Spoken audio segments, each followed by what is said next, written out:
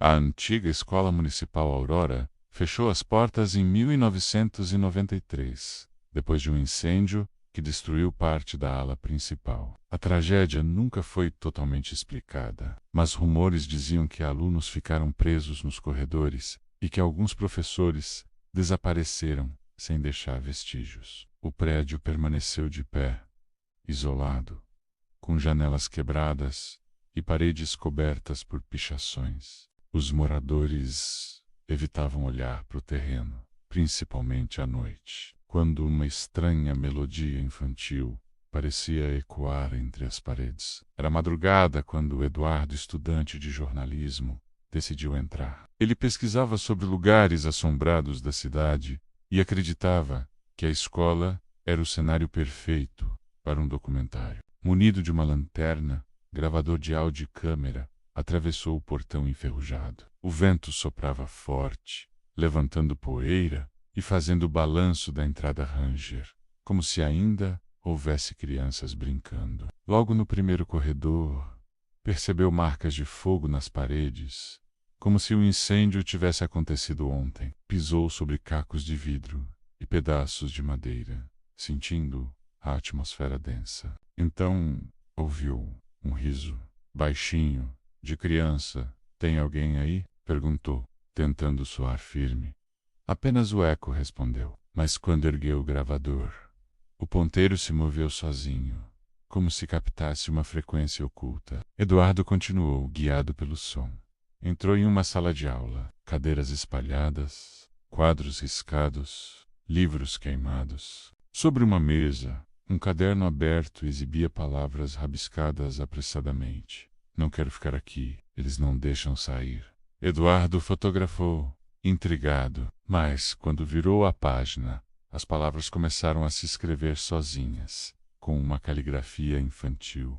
"Você também vai ficar." O frio percorreu sua espinha. A porta bateu atrás dele com violência. Tentou abrir, mas parecia trancada. As luzes da lanterna começaram a piscar, revelando algo nas paredes, silhuetas de crianças, desenhadas em carvão, mexendo-se como se estivessem vivas. De repente, todas as vozes começaram a cantar ao mesmo tempo uma canção de roda, em coro descompassado, ecoando pelo prédio vazio. Eduardo tapou os ouvidos, mas o som vinha de dentro da sua cabeça. Conseguiu escapar da sala quebrando a maçaneta. Correu para a escada, tentando alcançar a saída, mas cada vez que virava o corredor, voltava ao mesmo ponto inicial. Era como um labirinto sem fim.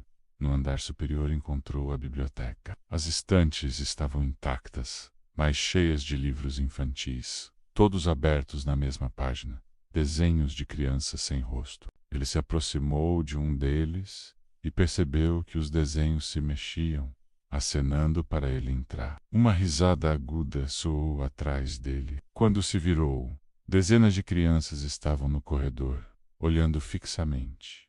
Roupas chamuscadas, olhos vazios, pele cinzenta. "Brinca com a gente", disse uma delas, avançando lentamente. Eduardo correu para a sala dos professores, mas encontrou apenas carteiras cobertas de pó no quadro, escrito em letras enormes: "Você não devia ter vindo." O gravador em seu bolso começou a emitir vozes adultas, gritos de professores chamando por ajuda, misturados ao choro das crianças. O som ficou insuportável, até o aparelho explodir em faíscas. Eduardo tentou pular pela janela, mas quando olhou para fora, não havia rua, apenas um abismo sem fim, como se o prédio flutuasse no vazio. Atrás dele, passos infantis se aproximavam. Um vulto maior surgiu. A diretora, com o rosto carbonizado, segurando uma lista de chamada. Ela lia os nomes, um por um. Quando chegou ao dele, olhou diretamente em seus olhos. "Presente", respondeu uma voz que não era dele. Eduardo gritou, mas sentiu seu corpo travar. Quando piscou, estava sentado em uma carteira, com um uniforme de aluno, cercado pelas outras crianças que sorriam de forma doentia. No dia seguinte, curiosos encontraram o carro dele estacionado em frente à escola. Dentro, todos os equipamentos, mas nenhuma pista de Eduardo. O único detalhe estranho foi o caderno em sua mochila, agora com a última frase escrita. Eu fiquei, até hoje, à noite, quem passa perto da escola garante ouvir crianças cantando. E alguns afirmam que, se você prestar atenção, há sempre uma nova voz no coro.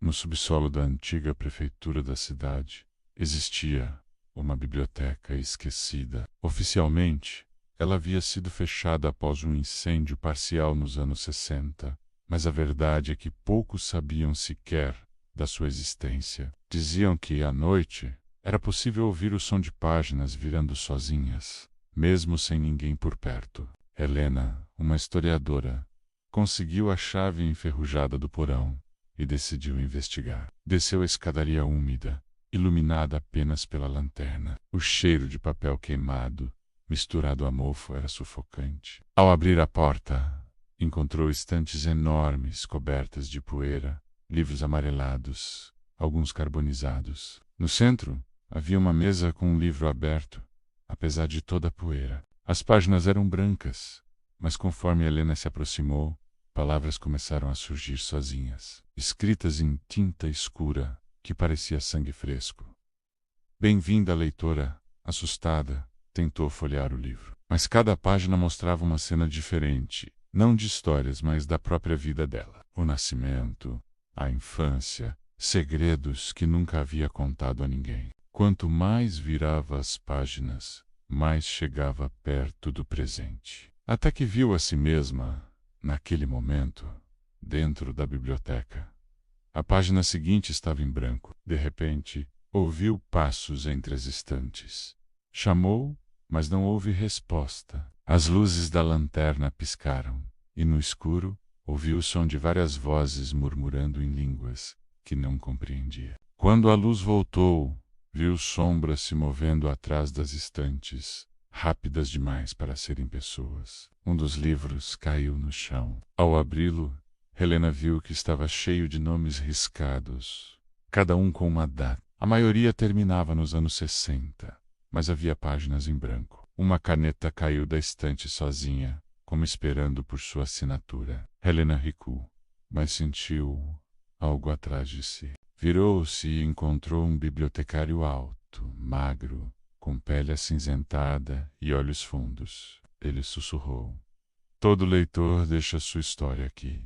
Ninguém sai sem escrever o fim. Tentou correr, mas as estantes começaram a se mover sozinhas, fechando os corredores. Vozes ecoavam, recitando trechos de livros em uníssono, formando um coro insuportável. As prateleiras se abriram como bocas cheias de dentes de papel, e mãos feitas de páginas rasgadas tentaram agarrá-la. Helena tropeçou e caiu sobre o livro aberto na mesa. A tinta começou a escorrer das páginas, subindo por seus braços como se estivesse sendo escrita dentro dela. Seu corpo tremia, enquanto uma nova frase aparecia na página em branco.